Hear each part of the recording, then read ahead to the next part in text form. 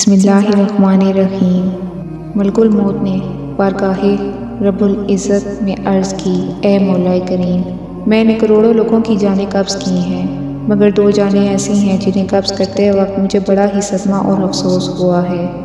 میں نے تیرے حکم کی تکمیل ضرور کی، مگر نہایت ہی دکھ کے ساتھ، اور وہ 2 ایک ماں اور ایک بیٹا تھا۔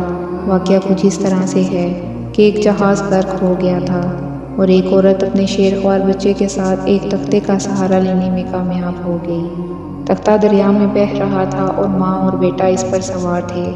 اے مولا کریم، اچانک تیرا حکم ہوا اور میں نے ماں کی جان اس تختے پر نکال لی۔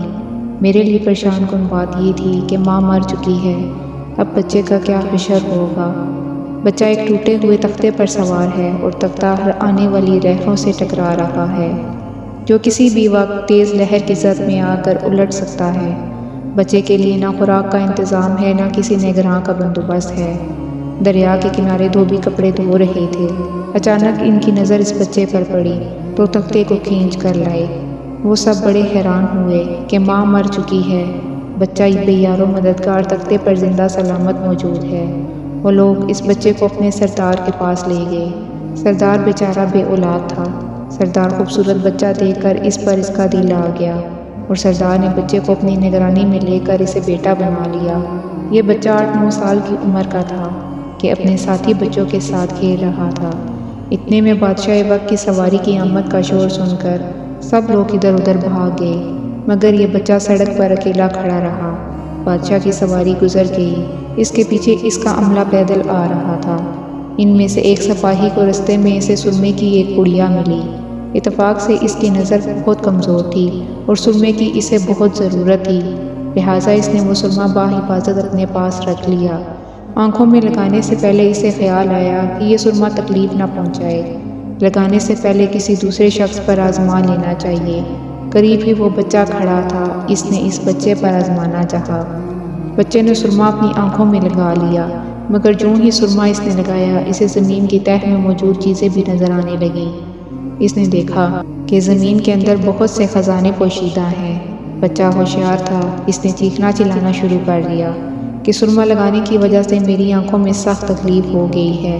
وہ لوگ سرمے کی پڑیا گرا کر چلے گئے۔ بچہ سرمے کی پڑیا اٹھا کر گھر پہنچا اور خوشی خوشی باپ کو سارا واقعہ سنایا۔ سردار بڑا ہی خوش ہوا۔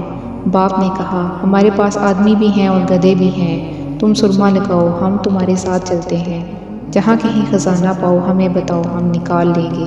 چنانچہ ایسے ہی ہوا۔ بچے کے بتانے پر وہ لوگ خزانہ نکالنے لگ گئے، تھوڑے ہی عرصے میں امیر بن گئے۔ بچہ جوان ہوا تو اس نے اپنے پر پرزے نکالنے شروع کیے۔ ان کے پاس دولت کی فراوانی ہو گئی، زمین کے تمام خزانے ان کی نظر میں تھے۔ اس نے آہستہ آہستہ بہت سے آدمی اپنے ساتھ ملا لیے۔ اس کے باپ تمام سرداروں کو ادھر ادھر کر دیا اور خود سردار بن گیا۔ آخر نوبت یہاں تک آ پہنچی کہ اس نے بادشاہ وقت کے ساتھ بھی ٹکر لے لی اور اسے مغلوب کر کے خود بادشاہ بن گیا۔ اس بچے کا نام شاداب تھا، اور یہ وہی بچہ تھا جس کی ماں تختے پر ہی مر گئی تھی، اور یہ اکیلا دریا کی لہروں کے ساتھ بہہ رہا تھا۔ کہتے ہیں کہ جب یہ برسر اقتدار آیا تو اس نے حکم دیا کہ ایک ایسا کمال درجے کا شہر آباد کیا جائے جس کی ایک اینٹ سونے کی ہو اور دوسری چاندی کی ہو۔ اس میں ایک عالیشان باغ ہو جس میں دنیا کی ہر چیز میسر ہو۔ جب وہ شہر ہر لحاظ سے مکمل ہو گیا تو شاداب نے ارادہ کیا کہ جا کر اس شہر کا نظارہ کیا جائے۔ چنانچہ وہ شہر کو دیکھنے نکلا۔ ابھی وہ دروازے تک ہی پہنچا تھا کہ ملک الموت کو حکم ہوا اور اس نے وہیں اس کی روح قبض کر لی۔ اسے اتنا موقع بھی نہ دیا کہ اپنے بے مثال باغ کو ایک نظر دیکھ سکتا۔ ملک الموت نے کہا کہ اے مولا کریم، اس شخص کی روح قبض کرتے وقت بھی مجھے نہایت ہی صدمہ پہنچا کہ وہ شخص ہر چیز کر کے اسے دیکھ بھی نہ سکا۔